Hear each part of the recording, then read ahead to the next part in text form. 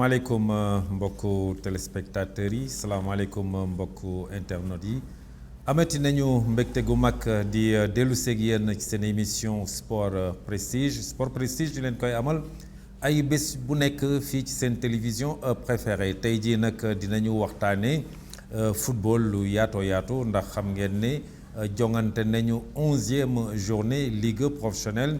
Ligue amateur bi aussi jongante nañu sur l'étendue du territoire national dinañu waxtaanee tamit volleyball mi nga xam ne ñu ngi waaj a ubbi seen saison te Thiès war fi dalal un tournoi d'ouverture mais aussi vous savez très bien que dans cette semaine le Sénégal dina jouer ci éliminatoire CAN 2022 yi nga xam ne mu ngi war a am fële ca réewum Cameroun loolu lépp nag dinañ ci waxtaan lu yaatu ma ci ànd ak sama consultant namoon naa ko trop sëñ bi Khalifa maa ngi lay nuyu.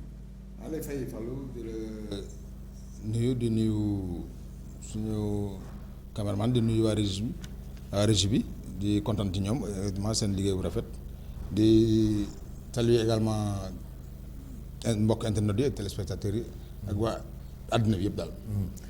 Très bien kontaan naa semaine passée maa ngi koy wax maa ngi lay yóbbante nuyoo contretemps bu ndaw moo taxoon gisuñu la woon la semaine passée mais nag tu étais un absent présent parce qu'on a beaucoup pensé à toi. Oui parce que effectivement j'avais promis de revenir parce que maa la koy wax. mais après malheureusement j'ai ma fille là bu. dem naa ba kër ga ñu téléphone am ma ne ma naa ko jël seen école parce que elle se sentait pas bien. mais j'espère que fi mu nekk ma jël ko ànd ak moom jubal hôpital. mais finalement léegi ça va bu ko dara jot quoi. waaw non bu ko dara jot. mais ça va quand même. très bien elle va très bien.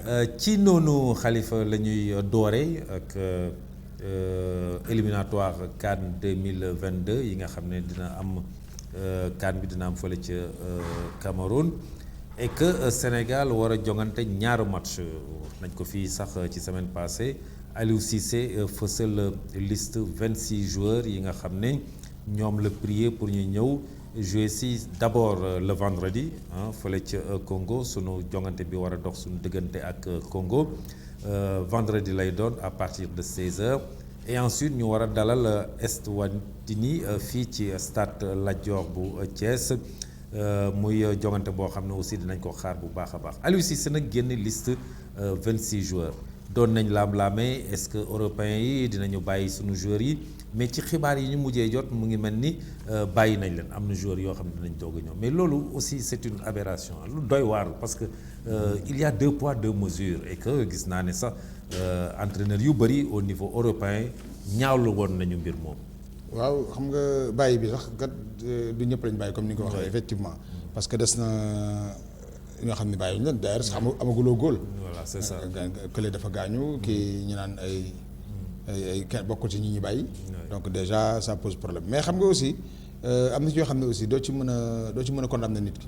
pourquoi parce que xam nga mbas mi boo seetlee foofu la ëppee. c'est ça foofu la ëppee ñoom ragal nañ ko léegi ragal boo xam ni. booy indi détails yi ñu wax yi parce que aussi indi sa ay joueurs di leen fay ay milliards. waaw ñoom nag ñoo leen di fay de. waaw di leen fay ay milliards. après ñu war leen confiner waat encore. période boobu duñ ko jouer. aussi bon neexul. mais confinement boobu moo pourquoi au niveau européen ñoom bu ñëwee ñu wàññi confinement bu ñu jógee Afrique ñu bëgg a yokk durée confinement bi c'est ça le problème. waaw c'est-à-dire moom la ñu waxee 2 poids 2 mesures nañu yemale ñëpp rek. d'autant plus que Afrique tamit ça ñoom daal jàpp nañ ne ñun lu bon li daf fi bëri quoi. waaw non xam nga rek aussi xam nga non parce que xam nga aussi dañ fi yàgg ñëw. di yàgg dund ak africains yi xam ni ñuy saafonte. ni ñuy dugganteeg yooyu xam nañ ko. parce que dafa am loo xam ne aussi suñu culture la quoi mënuñu ko bàyyi. parce que suñu doom nekk na Europe jékki-jékki mu ne salaamaaleykum fii. bon donc ñëppay ñëw. ñëppay ñëw de waaw. bu ñëpp ñëwul sax moom il est obligé bu demul ñu ne ko waa yow da ngaa dem rek soppeeku. léegi saafonte bi waxtaan foo ree lëngante bi tout ça léegi. mu war a delluwaat encore te ñoom affaire bi da leen a yeb boo xam ni. boo bu laalee kenn rek ravagé ñëpp. waaw c'est-à-dire que ñun sax au moins as néew luñ ciy dëgër. fekk leen ci quoi. mais yooyu situation yi. c'est des situations à gérer aussi avec beaucoup de diplomatie beaucoup de diplomatie et beaucoup de tact. mais nag lenn li nga xam ne daal man xaw na ma rafetlu ma ko tellement c'est mon avis nag c'est mon avis muy la convocation dans l'équipe nationale. c'est pas du lu bees ci yow man dama bokk ci ñi gëm ne suñu équipe nationale dafa war a am des joueurs locaux ñoo xam ne ñu ngi jongante fii ci sunu championnat mais ça perdure à chaque fois il faut nga dem en Europe il faut nga génn pour ñu sélectionner la man gëwuma loolu jàpp naa ne sélection nationale daal war na am xale yoo xam ne ñu ngi football fii ci réew. waaw d'autant plus que y a du talent qui est là. waaw je suis d'accord avec toi Fallou je suis d'accord avec toi seulement bu ñu xoolee aussi y a une équipe nationale locale. waaw mais bon waaw d'accord. y a une équipe nationale locale. équipe nationale locale bi on prend souvent les meilleurs. et que ces meilleurs là yi ñu jël. ñoom ñoo mënul génn ci Guinée ak Mauritanie. année bii Mauritanie la éliminé bi ci topp Guinée moo la éliminé. mais est-ce que ñooñu parce que non je ne dis pas que loolu raison la mais est-ce que ñooñu am nga courage bi war leen di boole. mais là aussi consultant tu sais que dans ces genres de matchs aussi il y a le général mais aussi il y a l'individualité. seulement waaw d'accord mais dama ne. individualité bi mi ngi ci biir général boobu. mais terewul Mauritanie moo la gagné bii Gambie moo la éliminé c'est-à-dire que sax loolu sa du ci kii mais c'est-à-dire que li ma mënul d'accord daal mooy une équipe déjà qualifiée. C'était une occasion quand même de relancer notre football local. noo koy relancer mooy que majorité bi d'ailleurs bi war a football contre Congo ak Eswatini waroon na mën a nekk une équipe à majorité locale. parce que war na mën a parce que d'autant plus que. pour am na ci gos yoo xam ne. parce que ko gisee pour peut-être faire la promotion de ces joueurs les motiver davantage ñu xam ne voilà. le championnat ñëpp xam ne kon fii ndekete boo góorgóorloo gars yi nga lay bàyyi xel. parce que une équipe comme Teungueth FC. une équipe comme le Jaraaf mais góorgóorlu nañu. quoi qu'on dise. donc raison yooyu war na mën a tax rek loolu rek war na mën a tax sax ñu yaatalaat ko. jël ci locaux yi. et que Khalifa au-delà de loolu lépp tamit. parce que dafa am benn affaire boo xam ne nga baal ma Fallou. man xaw na ma jaaxal aussi. da ngay nekk un joueur local ba démb. ba démb ci ngoon. xam naa fi nga jëm loolu laa doon bëgg a wax de. très bien ci guddi gi nga voyagé. yow daal le lendemain ñu jël la. dem nga sama biir xel. c'est-à-dire en fin de compte on a comme l'impression que pour entrer dans l'équipe A il faut jouer à l'extérieur. Oui, c'est ça. parce que li ngay wax loolu c'est un constat. Il y a des joueurs yoo xam ne ñu ngi woon fii ñu gis leen ci championnat bi au moment où ñun ñuy seetaan di wax on pointé du doigt booy bi am na talent booy bi nangam ak nangam jëluñu ko ba booy bi génn dem signer en Europe saison boobu ñu convoqué en équipe nationale. C'est comme si il faut aller jouer en Europe pour être convoqué en équipe nationale. pour être convoqué en équipe nationale. doy na waar man or que warul mën a demee noonu. warul demee noonu. waaw mais loolu moo ñu indil toujours rek ñuy topp ñu courir derrière les moo tax booy it bëgg a génn aussi. bien sûr que dañuy génn parce que boo génnul da nga naan ma su ma génnul du ma. bokkoo ci. beneen bi mooy les binationaux aussi mais ñu gis sax ni ñuy topp ci ginnaaw binationaux yi. parce que foofu lañ juddoo fa la ñu màggee. donc on les prend. encore même s'ils ne sont pas titulaires. oui voilà très bien encore que je n'ai rien contre la convocation mais dañuy analyser suñu naree jël ñoo xam ne ils sont en Europe. vraiment dañu war a surplaner ñi nga xam ne ñoom ñoo nekk fii. normalement au niveau local. normalement boo fi bàyyee ñii dem jëli ci biti ñi ngay jëli ci biti dañoo war a dépasser de loin ñi nekk fii sinon ça ne sert à rien d'aller les chercher ailleurs alors qu'ils sont là dans le pays. Oui, sinon c'est pas la peine parce que au moment où la FIFA avait autorisé à chaque équipe de prendre 3 joueurs. mais on prenait les meilleurs. Voilà. Parce que c'est en 86. tu as vu comment on a pu. et puis nag Khalifa. xawma c'est un sentiment on ne peut pas dire que ñun dañuy lancer un football professionnel dans ce pays on a 2 ligues Ligue 1 Ligue 2 amateur N1 N2 combien d'équipes on est incapable d'avoir un international dans l'équipe A qui joue à domicile. Comme li ma waxoon si yenn techniciens je dis dama leen doon saytu ne leen mais kon ça veut dire que yéen seen liggéey baaxul parce que on ne peut pas avoir ce nombre d'équipes là dans un championnat dit professionnel même bu fekkee ne on n'est pas à 100% professionnel on est en train de faire notre bonhomme du chemin et puis avec des pas de géant soo seetaanee championnat bi da ngay xam ne y a beaucoup de am na lu bëri loo xam ne dafa positif dans ce championnat.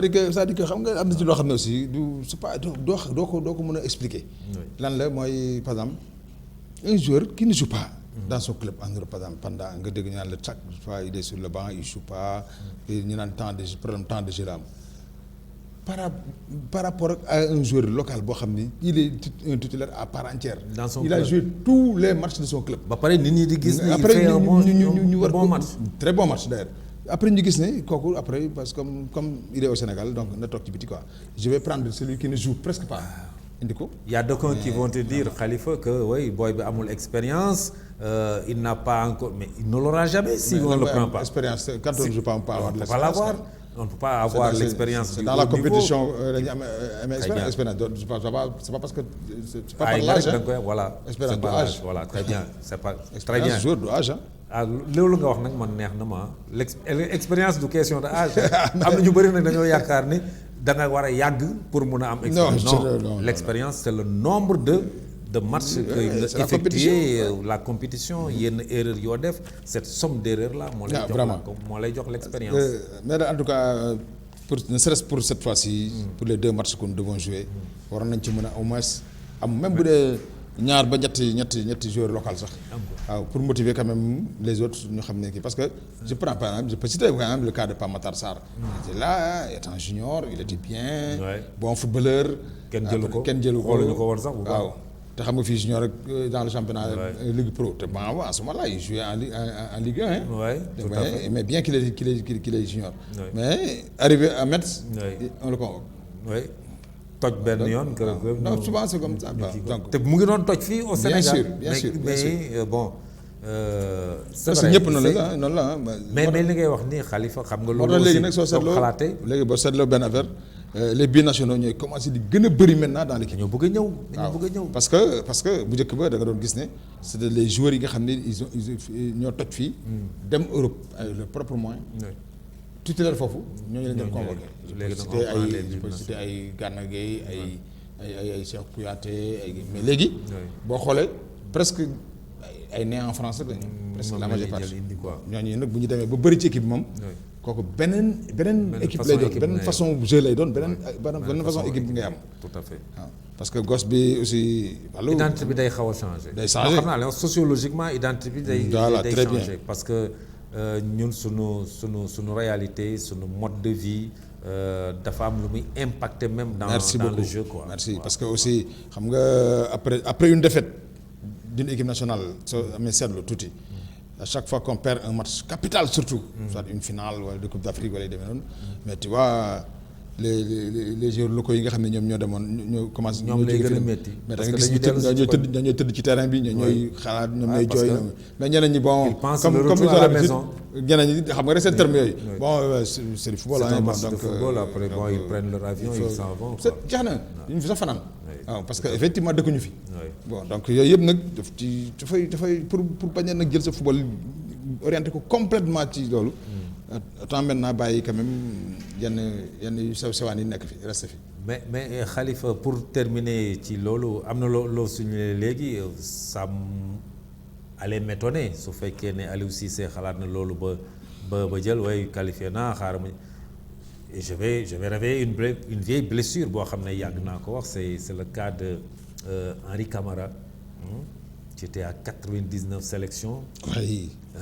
Moi je faisais partie des gens qui ont toujours dit mais à un moment donné amoon na benn période boo xam ne on pouvait lui donner sa chance jox ko 100e sélection boobu parce que loolu dafa am lu muy valoriser avec tout ce qu'il a fait pour le football sénégalais on pouvait lui offrir cela bon mu nekk benn marque même de reconnaissance. mais et que c'était possible on a joué des matchs yoo xam ne il y avait pas de danger alors que lui il jouait en ce moment-là.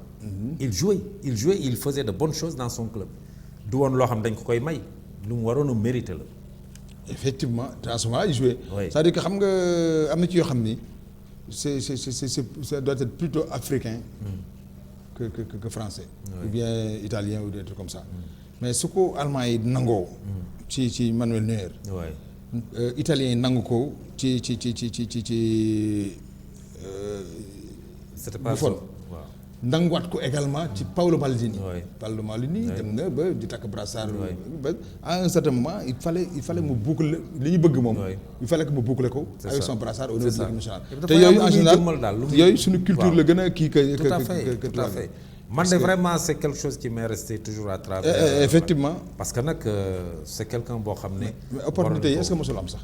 opportunité mel ni mos na am. mais parce à que plusieurs si je me reprises avec rappelle Ali bien Camara. Ablaye Diaw Ablaye le doyen Ablaye Diaw. Oui. mais jooy na ko ba sonn moom it. di nga ko doon jooyee noonu la ko doon jooyee. comme quoi bon war nañ ko mën a ne serait-ce sélectionner une seule fois. oui. dugal ko remplaçant génnewaat ko. surtout que on a vu des joueurs yoo xam dañ leen di sélectionner ñu ñëw duñu sax dugg ci terrain duñu sax joué. duñu sax dugg. ñeme woo leen joué loo tamit. Voilà, parce donc, que aussi le Sénégalais aussi kooku loo ci mën dégg tamit. le Sénégalais connaît bien le football. waaw tout à fait. waaw parce que kooku yàlla may nañu ko bon donc am na ci yoo xam ni damay am habitude di ko wax. parce que léeg-léeg nga ñëw di déglu supporters yeeg yooyu après un match de l'équipe nationale wala avant même. ñu lay waxal loolu loo xam ni doo man la.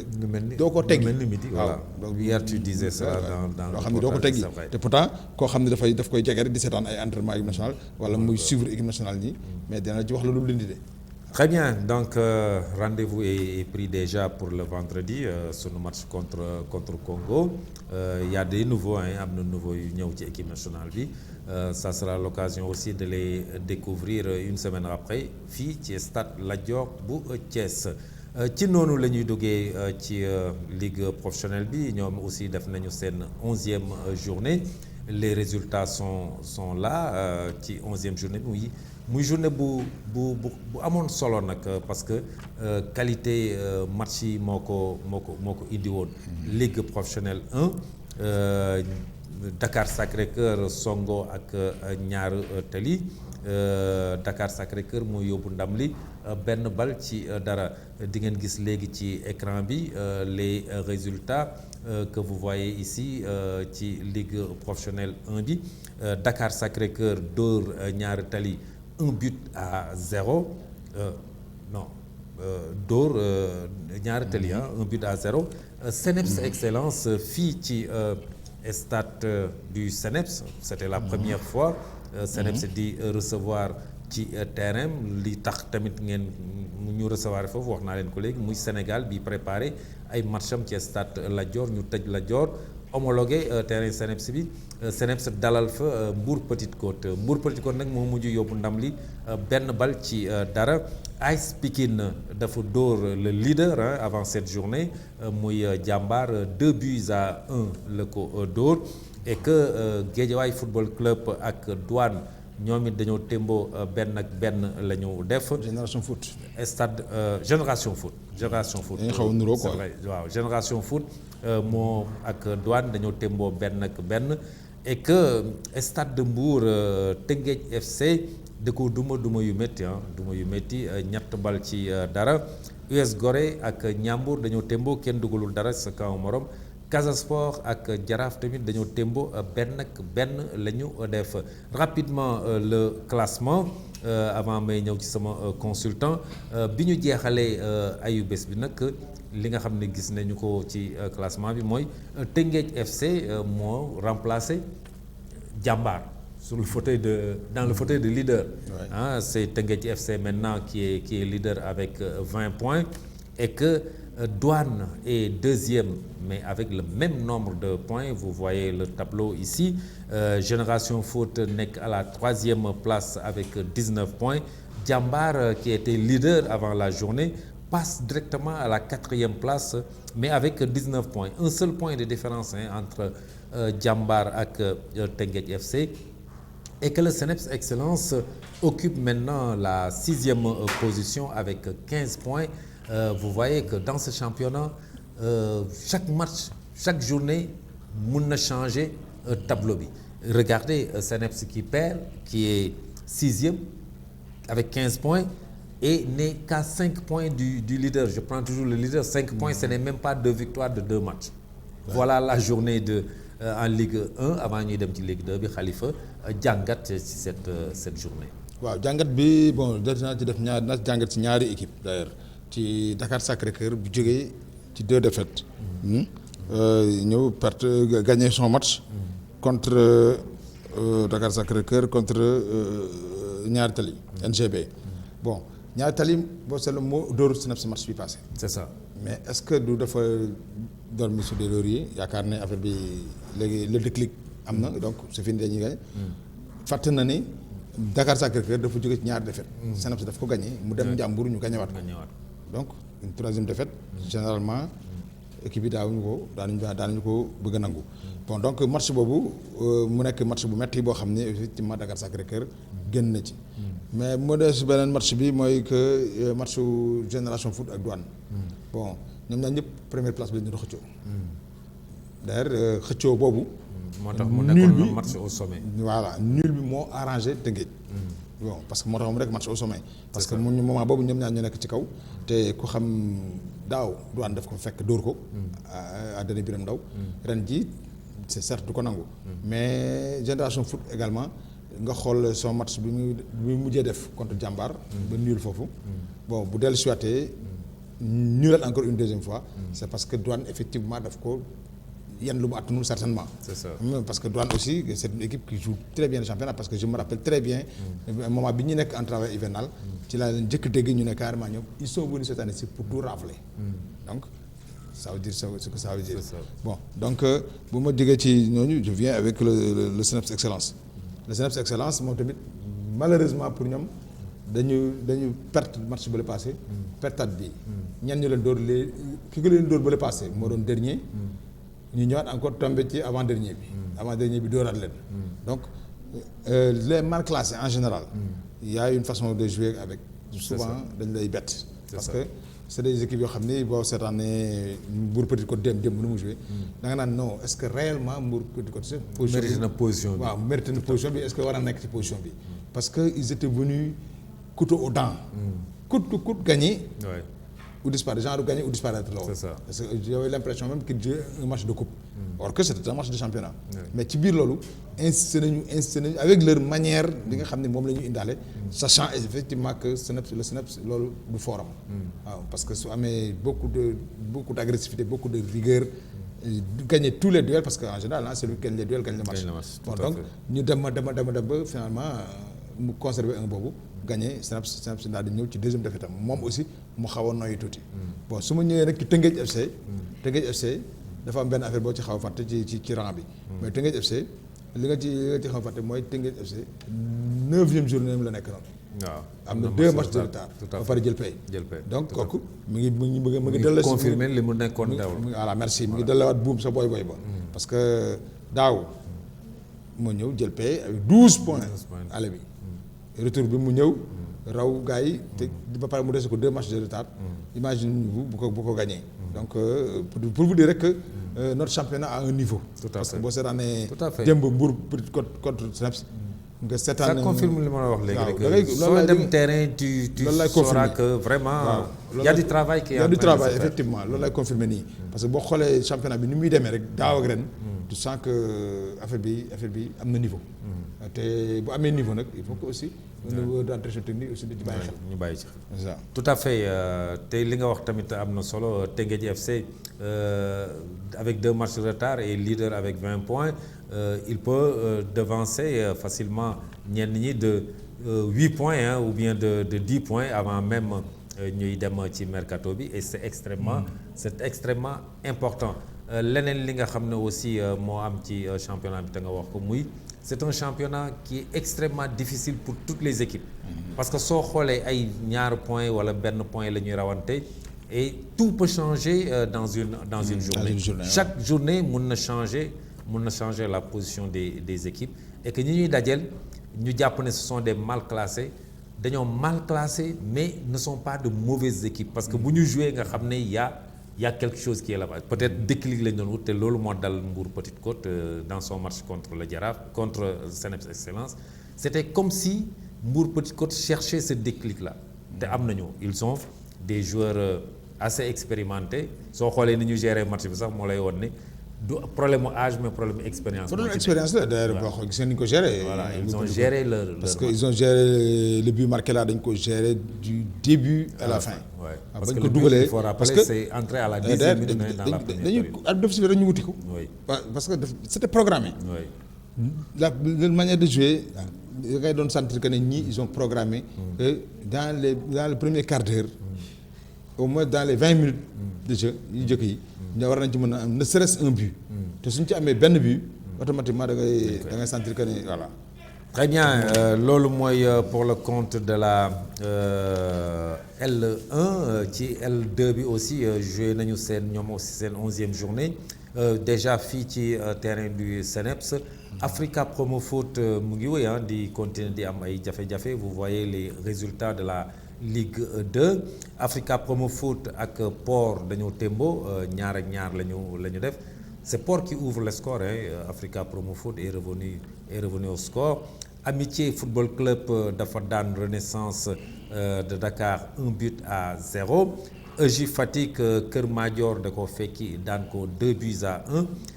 ISO ak Thiès Football Club ñoom it dañoo témbo benn la ñu def.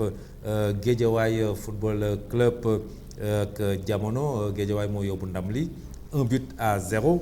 Linguère dafa daan Duc 2-0. Demba Diop ak Sonacos ñoom it dañoo témbo benn la ñu def à l'issue de cette journée.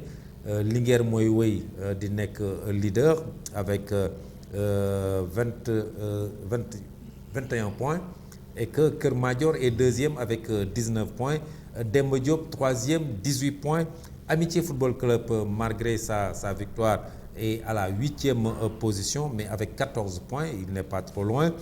Thiès Football Club est 11e avec 12 points mais devant Jamono Fatick qui est 12e relégable en ce moment précis avec 9 points et que Africa Promo Foot est toujours dernier avec 5 points.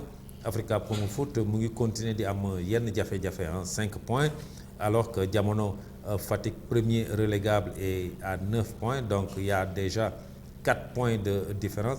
Cela veut dire tout simplement que Africa Promo Foot doit sortir rapidement de cette zone-là avant que ça ne soit trop tard. Oui, effectivement, je vais commencer par Africa Promo Foot. Effectivement, dañu war a génn ci zone bi avant qu'il ne soit trop tard kooku moom c'est ça doit être automatique. Mais pourquoi mu war ci teel a jóg parce que bañ leen waxee ni teel a jóg yàgg na. boobu ba léegi ñu ngi leen di wax ñu teel a jóg mais je ne comprends pas comme est-ce que ñoom ils sont pas en train de douter ou bien qu'est-ce qui ne va pas. Parce que leur match contre man journée la bii par onzième journée. seen match. bii ñu jogante nii ñoom ak Port. oui est-ce que xam nga Africa dañ ko mën a woon 2-0. oui il est revenu au score. vous vous rendez compte. oui à domicile. mais ñoom yàgg nañ di réagir quoi. dañuy réagir pas dañuy réagir rek. waaw ñu doog ñu mën a le 2-0. Port serait une équipe assez costaud. wala une équipe bu expérimentée. Africa du ko jëli. parce que dans un terrain comme parce que suñu joué woon contre comme ni Mbour pour ko joué Africa du ko jëli. donc ce qu'il faut surtout éviter mooy loolu d'abord. beneen bi mooy et pourtant équipe bi bu réagiré tu te poses la question mais comment se fait fii du seen place fii mu nekk ci place bi. tout à fait parce que pourquoi attendre tout loolu pour doog a réagir pour montrer aux gens que ni ñun ñu ngi nii parce que kenn mënuñu. kenn mënuñu mais tu dois pouvoir le montrer dès le début de la partie. Oui. parce que day xaar toujours ba te effectivement moo tax toujours je sais que ne ils ont toujours des regrets. à chaque fois que match jeex. oui dañu am regret parce que dañ naan fii y avait les 3 points à prendre. il y avait une place. Oui. pour avoir 3 points. mais place bi chaque fois dañ koy bàyyi ak waa ji. wala ñu match ñu dem ñibbi. donc finalement te xam nga ku ne xam na ni le retour du championnat. kooku moom beneen problème la. oui c'est bon. Pourquoi je dis avant. et voilà. Puis éviter que l'équipe soit distancée. parce que 5 points 12 points. parce que actuellement bon boo xoolee la Linguère a 27 points. voilà la Linguère a 27 points. Oui. plus 8. oui encore que bon ñoom ils jouent pas nañu génn ci zone rouge bi. waaw donc Linguère boobu dab ko léegi dootul yomb. tout à fait peut-être koy ànd ak moom mooy gars yi di xëccoo mais dab ko léegi dootul yomb. yomb mais zone bi ñu nekk nii. dañ fi commencé di bëgg a yàgg Africa. voilà donc ASC Thiès de Thiès Football Club. nekkoon na fa. mais avec sa victoire du match passé. mu génn ci. Thiès FC c'est très bien à la 11e place. ñu ñëwaat encore mu fekkiwaat encore il prend là-bas un point. c'est déjà bien. donc ça veut dire que ne ñoom ils vont se préparer en conséquence ba nga xam ni. bu équipe bu ñëw rek war nañu ko mën a dóor fii à Thiès. bu ñu la fekk see ne bu mu amee 3 points je prends su ma amee 1 point je prends. mais éviter surtout la défaite. voilà. donc c'est ça. très bien loolu moo doon L2 bi par rapport à cette journée donc il faut que équipe bu Thiès yi quand même redoubler un peu d'effort parce que boo xoolee ci suuf presque équipe bu Thiès yi ñoo fa nekk y a Africa Promo Foot, il y a Thiès FC, il y a Amitié qui est à la 8e position. C'est vrai que moom moo gën a baax tuuti position mais ba léegi xaw na sori. waaw mais foofu ma ñëw tuuti ci Amitié parce que man Amitié à un moment donné c'est presque ñu ngi woon ci kaw. oui am na benn moment boo xam ne mi ngi woon ci kaw man. tout à fait lan moo tax ñu jékki-jékki pourtant c'était une équipe qui était joueuse. À un moment donné. Nous tous on avait aimé la manière de jouer d'Amitié. Bon parce que parfois si on insiste à convoquer certains entraîneurs pour ñu ñëw ñu def plateau yooyu. C'est juste rek pour que ñu xool nan la ñuy def ba rehausser l'équipe. tout à fait l'équipe thiessoise. moo dem ci kanam. c'est ça parce que loolu aussi bokk na ci suñu contribution au niveau des équipes. mais tout compte fait suñu génnee ci Thiès ñu jël ci région bi bon on peut parler de Keur Madior qui est en train de faire un bon championnat aussi deuxième avec 19 points. Demba Diop et troisième Demba Diop. même Kayor Foot. Kayor Foot en national dinañ ci ñëw léegi. mais ci Ligue 2 bi Demba Diop aussi est troisième avec 18 points donc là-bas aussi ça se passe bien Keur Madior est deuxième non. Keur Madior est deuxième. Demba Diop troisième. Demba Diop troisième.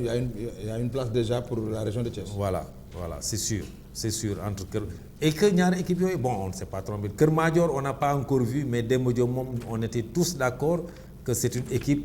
Très bonne équipe. Ils jouent bien, ils ont beaucoup d'options et puis c'est une équipe en tout cas qu'on doit regarder avec beaucoup d'intérêt parce que il y a de très bonnes choses au niveau de Demba Diop en attendant de suivre Keur Madior qu'on n'a pas encore vu spécialement. ci noonu la ñuy demee ci national 1 bi yaa ngi ko doon wax léegi Walidane est en train de faire un très bon championnat moom dafa dem fekki Avenir AS Cambérène door ko 3-0 et que Kayor Foot dafa daan Pépinière Sud benn bal ci dara. Actuellement c'est Walidane qui est leader avec 22 points Walidane moo nekk première et que Kayor Foot est deuxième avec 19 points c'est déjà une très bonne chose. Très bonne chose parce que déjà su ñu gënee góorgóorlu ci parcours retour bi. parce que ñoom defe naa ils sont en trêve. dañuy dugg trêve. Bon donc defarwaat moo fi nekk. parce que entame bu baax. ci deuxième ci retour championnat bi. au moins on aura au moins une équipe thiessoise. buy dem Walidane et Kayor Foot nañ ci am kenn ko. ku leen jàppale ci ni ñu gis ku leen jàppale. y a une place en L2 qui est jouable. Qui est jouable. Côté Walidane, surtout du côté de Walidane. C'est déjà en pole 22 points. 22 points. 22 points donc il suffit que mu yëngatu tuuti rek. ci parcours retour bi. Ça veut dire que les Thiessois doivent aussi se mobiliser pour appuyer. Pour appuyer Walidane au moins mu mën a ñëw en Ligue 2. En Ligue 2 aussi. Et c'est possible nekk na en pole position. Parce que souvent les équipes de Thiès là bu ñu mësaan egsi fii rek. donc il y a une solidarité. Non, tout de suite da ngay sentir que ne day ñëw ci kaw. Très bien parce que on l'a fait pour pas mal d'équipes et effectivement dañu ñëw yegg ci kaw. Déjà pour Kayor Foot on peut être sûr avec un tout petit peu d'effort que l'objectif va être atteint parce que dégg nga Pierre Mathieu ñoom ils ne se focalisent pas pour la montée et que focaliser wuñu foofu mais ils ont déjà un œil attentif vers la montée. Bien sûr xam nga comme bi may faral di wax rek. toutes les équipes dañuy làqatu derrière le maintien rek. oui waaye au fond. gars yi ñëpp lañ bëgg. bon bu ko am jël quoi. waaw tout à fait. parce que mais comme nag équipe football la moom doon nangu taxaw ne y a que la douane laa dégg ñu ñëw tendre waa ji micro mu ne carrément nous sommes venus cette année-ci pour tout rafler. waaw moom dafa tëgg dafa. waaw li nekk ci moom la wax. dafa samp na dem quoi. et pour la poule B Oslo FC. qui commence à venir parce que duma yu métti assure 3-0. Ouais. Alors que assure dans les précédentes journées c'était une très bonne équipe. équipe bu mel noonu nag boo ko jàppee dóor ko 3-0 mooy wane ne mel na ni liggéey bi ma ngay commencer ñor. bravo à notre copain Tafa. surtout que Jeanne d'Arc ñaari journée yëpp gañewul. voilà tout à fait moom comme moo nekkoon ci kaw. oui te joué 2 journées gañewul. mook Agel. donc mais jogante boobu nag moom man neexuma dara quoi. histoire yi waaye parce que y a pas de la place dans cette violence là n'a pas de place dans nos stades. jaru ko woon sax. parce que gisuma raison yu tax mu loolu waroon fi mën a am. vraiment parce que ñoom ñaar ñëpp ku dañuy xëccoo.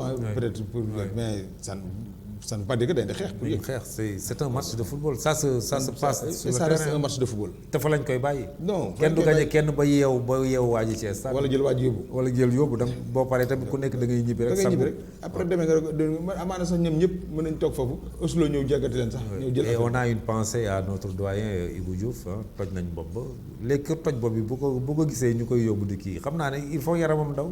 te fekk le coup est déjà fait un doyen comme ça. voilà un doyen Ibou Diouf comme ça ma gis naa gars yi jàpp ko di ko jagatee. di ko yóbbu ci médicaux yi. comme ni koy làmb yi waxee ñu ngi ko doon yóbbu ardo pour mu faj ko pour mu donc pourquoi jaru ko. avenir Mbacké ak Etix ñoom it dañoo témbo benn ak benn la ñu def Etix journée bi lu weesu moo doon jongante ak AGEL à Mboro dañoo témbo woon bi aussi dafa témbo et que Etix est 5e actuellement ñoom aussi ils font leur bonhomme de chemin ils ont une bonne équipe li leen manqué peut-être mooy les victoires mais quand l'équipe joue il y a beaucoup d'opportunités ils doivent tout simplement soigner leur attaque pour mun a yëg ci kaw podium bi mais sinon c'est une bonne équipe. Etix ban dama ko compté woon ci ñi war a yëg ci podium bi parce que boo xoolee sa match bi def fii contre ak ñoom ak Raay. voilà bon tu sens que cette équipe Etix bi. kii dafa war a mën a dem. oui parce que am na les éléments qu'il faut pour dem. tout à fait parce que ils ont raté un penalty ici. sonal fi Raay. c'est ça et puis ma gis benn race de joueurs bu mu yore aussi. bon des joueurs de grand gabarit. mais qui manipulent bien le ballon. donc war nañu mën a. war na mën dem. bon après bu ma gisee temps yi yëpp nag ils ne font que des matchs nuls. te xam nga je préfère. gagner une fois. que de faire match nul 2 fois. parce que tout à fait. tu fais 2 matchs nuls moom. c'est 2 points alors qu'une victoire c'est 3 points. c'est ça. voilà. La journée va se poursuivre mais ça sera pour mercredi fii à Thiès au terrain des champs de course US Rail moo fay jongante bon ça attendons en tout cas de voir peut-être on nous donnera des explications plus claires pourquoi terrain champ de course mais c'est une option donc rendez-vous est pris le mercredi au terrain des champs de course pour le match de l'US Rail. Oui, bon, parce que vu la position de l'équipe du Rail, donc peut-être que loolu moo leen poussé comme li ñuy wax naan. ñu xaar gaa ñu joué ba pare nga doog waaw et puis non et puis xam nga genre de course aussi pour nga jouer il faut nga defar ko. parce que man ba koy mujjee gis. vraiment c'est pas un terrain praticable. non bon ça mérite des comme nag taal bu tëwee tàkk boor bu nekk nga koy uppee. bon donc xëy na peut-être que loolu moo leen poussé pour ñu changer de terrain. mais man à la place j'allais venir au SNEIPS. Pour beaucoup de raisons. Bon là, je ne sais pas parce que. Non, parce que bon, comme ils ont la possibilité de jouer au SNEIPS, damay jouer au SNEIPS. Pourquoi? Pour 2 raisons. daaw praticabilité terrain bi. daaw te ñoom seen tournoi foofu lañ ko gagné woon. daaw tournoi collectif bi. collectif moo final. Raay moo final. ren tournoi collectif bi moo ko jël. ci même terrain bi. su ma demee nag ba ñu terrain boobu ñu homologué ne léegi vous avez la possibilité de jouer là-bas damay dem jouer foofu. bon seet ba xam. on va suivre de près pourquoi US Rail en tout cas c'est le fait. Parce que pour man am nañ fi ay repères. donc ils ont joué là-bas.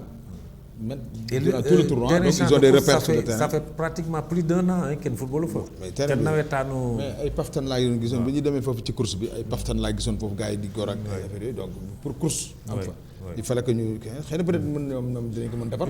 ils ont des raisons de toute façon. pourvu que mu nekk un déclic ci côté boobu. mais li am ba am mooy certainement ça ne va pas être à huis clos c'est l'occasion pour les Thiessois d'aller apporter leur soutien à l'US Rail qui est dans une position pas trop confortable 11e avant le match donc les Thiessois war nañu mën a ñëw créer benn solidarité autour de l'équipe et la soutenir. Surtout que bu fekkee dañu jouer foofu bu amul huis clos c'est l'occasion d'aller les supporter et les pousser. mais peut-être que xëy na avec le mercredi aussi xam nga c'est un jour ouvrable. bon xëy na peut-être que du ñàkk xëy na ak heure bi yooyu bon dafay xaw a teel. dinañ mën a. mais néanmoins dina mën a am quand même le maximum de supporters yu ko pousse quand même pour mu kii. pour mu dem foofu. Très bien. mais raison yi moom comme li nga wax rek peut-être que un jour nañu expliquer ñu xam. Voilà. Très bien et que on va ouvrir la dernière rubrique avant de terminer muy le volleyball on va terminer avec ça Khalifa volleyball bi saison bi mu ngi waaj a ubbi mais déjà la semaine prochaine il y aura le tournoi d'ouverture fii ci Thiès lay doon ce tournoi d'ouverture au volleyball pour démarrer la saison di ngeen gis léegi affiche bi CNEPS nag la ñuy defee tournoi bi tous les clubs seront à Thiès pour ce tournoi d'ouverture c'est du 26 27 et 28 mars au terrain au CNEPS dañuy def nag genre volley mais genre volley beach volley aussi dañ ko fay def quoi parce que ils vont utiliser le terrain qui est au niveau du CNEPS c'est du terrain football bi mais aussi à l'intérieur pour lancer officiellement la saison de volley mais déjà Thiès yëpp war nañ ci mën a jàpp parce que ça aussi c'est la bonne nouvelle El Hadj Bousso Ndiaye mi nga xam ne mooy le manager général du CNEPS Excellence c'est lui qui est nommé directeur technique national du volley ça aussi c'est une promotion pour doomu Thiès. waaw promotion la pour doomu Thiès mu war a aussi Thiès waaye war a ñëw jàppale ko pour que mu mën a def comme tournoi bi. parce que c'est un tournoi national. national voilà donc comme. région yëpp ñu koy defee ci dëkkam. région yëpp ñoo fay daje ñu war ko defee ci dëkkam.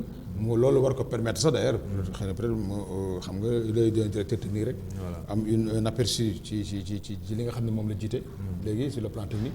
donc loolu rek war na pousse à tous les Thiessois ñu ñëw. jàppale ko ci affaire bi. mais Fallou est-ce que seetaan volley. man volley.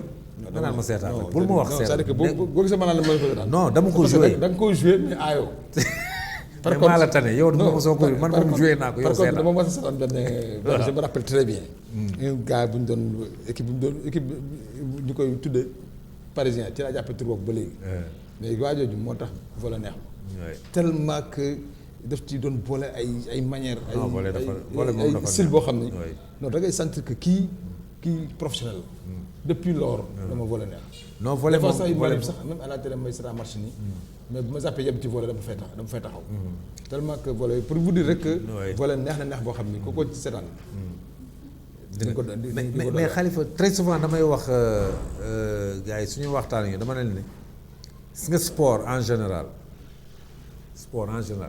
amul sport bu naqari. gis nga sapeur yi ni ñu mel ci volley. mais loolu volley foofu la juddoo ci Thiès ay ñoom El Hadj Bousso ñoom Mbaye Dem ñoo ñëpp foofu lañ doon kii volley dem si yàlla kii. même Mandiaye Villiers mi. il le faisait bien il faisait le volley c'est. Boss dem si yàlla Boss voilà donc. sport bu neex la boo xam ne ku ko bëggul rek da nga ko découvrir et l'occasion est donnée aux Thiessois d'aller découvrir parce que dans ce tournoi c'est tous les clubs qui seront là à Thiès pour les je le rappelle 26 27 et 28 de toute façon nous allons essayer d'accompagner parce que aussi comme ni ma koy waxee sport prestige c'est tous les sports c'est tous les sports. mais il faut ñun war nañu mën a am sax fii. waaw. le directeur technique. une équipe parce que on va ñoom madame Cissé yi ay ñoom Adama ak yooyu. waaw mais madame Ndiaye mais war nañu mën volley. waaw volley de moom fii sax mun nga fii parce que ça ne demande pas beaucoup de. et puis il y a de la place pour les entraîner et tout ça. Voilà. donc ñu am une très bonne équipe de volley parce que volley daal vraiment neex na quoi. L'occasion est donnée donc mais aussi Khalifa comme ni ma ko waxee léegi il faut féliciter El Hadj Bousso Ndiaye am na ñu bëri ñoo xam ne suñu gisee Bousso dañ koy jàppee rek ci football bi parce que lui il joue au football il encadre au football aussi ñi ko xamul dañuy yaakaar ne Bousso mi footballeur la mais Bousso est un volleyeur option volley la oui bien sûr. mais comme CNEPS boo fa génnee spécialité bi dafa large suñ ko gisul côté bële dañuy jàpp rek ne bon ci football bi la mais c'est un bon volleyeur et voilà qu'il est nommé directeur technique national de volley duñ ko nommé Thiouma kam. ak préoccupation aussi au niveau du CNEPS avant la nomination. Préoccupation au niveau du CNEPS ak poste bi mu occupé woon foofu. xam naa ne pour mu bañoon a dugg ci football bi day xaw a jafe. il fallait ça. que mu dugg ci quoi. C'est ça.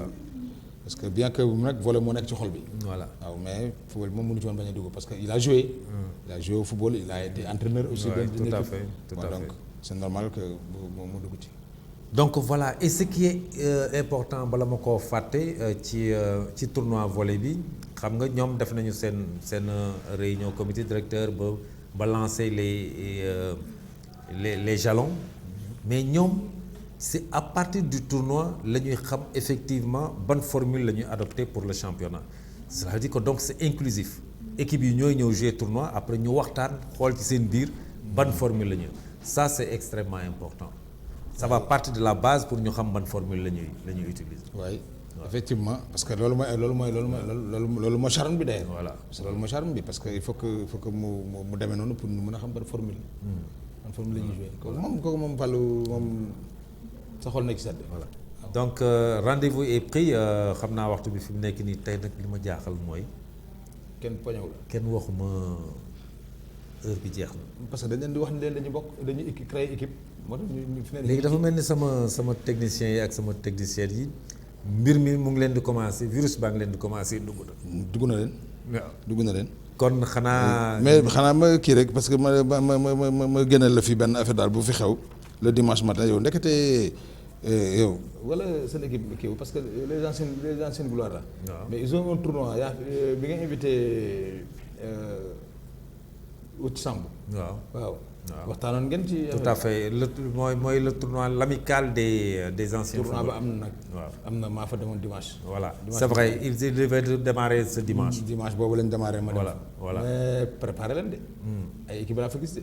équipe yu baax a baax. waaw mais ni. parce que waxoon naa wëcc ne ko seen tournoi bi 40 ans yi xaw ma dafa tuuti yëkkati leen ko parce que ñooñu ba léegi dañuy fubal.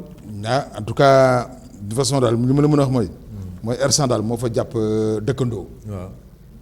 dóor ko ñaari bal ci benn R100 moo gagné dëkkandoo ñaari bal ci benn waaw. mais deuxième heure bi. Medina Fall. waaw. moo jàpp jàmm gën. jàmm gën entente jàmm gën bokk jëm. bu ñoom wëcc waaw bu président. 4-0 la ko dóor. ñooñu xaw nañoo dee. xaw na ko rey. ñeenti bal ci dara la ko fëgg. ba pare di xaar keneen. waaw mais xanaa. à ce qui paraît dimanche bi di ñëw dégg naa bon wëcc nee na. xanaa ñoom Zal ñooñu fubaluñu de nekkuñu fa de. Salif Diallo waaw. non ñoom seen équipe ñëwul. seen équipe ñëw. entente bokk jëm kii la c'est-à-dire ñoom wëcc la. ak waa bokk jëm bi. ak bokk jëm mais waa côté bële ñoom ñëwaguñu waa. Et du côté de Tarko aussi, je sais qu'ils ont une bonne équipe ils ont une parce bonne que équipe Lamtoro, Lamtoro, je l'ai vu là-bas. Équipe am joué mais il était venu voir. C'était pour inspecter cette équipe-là. xool naan fan la war a mën a jaar. mais il y a un jeune mais ñooñu bu leen jàppee ay vétérans yu dee de Lamtoro xam nga mu ngi ci ñun. le jeune Khadim était l'homme du match. en deuxième période c'est lui seul presque qui a gagné Diamaguène. mais Khadim boobu vraiment un gaucher boo xam ne. Baadu Khadim bi entraîné ci ñun. ci effectivement dama tuuti nii. waaw mais macha allah. lu ne war na ko waa Diamaguène. Très bien on va suivre aussi hein, ce tournoi-là parce que aussi c'est extrêmement important. bi ci waxtaanee que wëcc parce que objectif bi sax ak. gis-gis bi ak li ñu bëgg a véhiculer c'est ça qui est important. au-delà même du jeu tournoi bu neex la. d'ailleurs loolu moo tax yéex a ñëw rek. on va suivre de très près ce tournoi-là aussi lu fi mun di am rek dina leen ko indil ci seen émission sport prestige Khalifa waxtu wi xoj nañu xanaa ma bàyyi la nga tàggatoo. waaw mais tàggatoo bi comme d'habitude. di la gërëm rek di gërëm effectivement suñu éléments yi nga xam ni toujours ils sont à notre disposition tegal ñu bagages yi yëpp pour rek wan waa population bi lu leer te neex bon donc di kontaan ci émission bi di kontaan ci également. Très bien donc rendez-vous est pris pour rappel le vendredi déjà Sénégal dina jouer contre Congo et que 2 jours ou 3 jours après fii à Thiès. dinañ fi dalal tamit Watini fii ci stade Lat Dior et que le mercredi déjà l'US Rail joue au stade des Champs de Course samedi dimanche tamit il y a le tournoi de lancement pour le championnat volleyball dinañ leen ko toppal aussi indi leen lépp li nga xam ne mooy jógee foofu ci CNEPS et la bonne information retenez-le El Hadj Bousso Ndiaye manager général du CNEPS Excellence est nommé directeur technique national au volleyball. loolu moo doon seen émission sport prestige bi ñu leen di indil ay bés bu nekk ma lay jaajëfal bu baax du côté de la technique madame Ndiaye Amadou Fall ak El Hadj madame Cissé sans oublier El Hadj je l'ai dit tout à l'heure et Daouda yéen tamit mbokku téléspectateurs yi mbokku internautes yi ma leen di jaajëfal bu baax a baax a baax di leen jox dig daje lundi prochain incha allah ci seen beneen émission sport prestige jàmm ak jàmm ba beneen incha allah.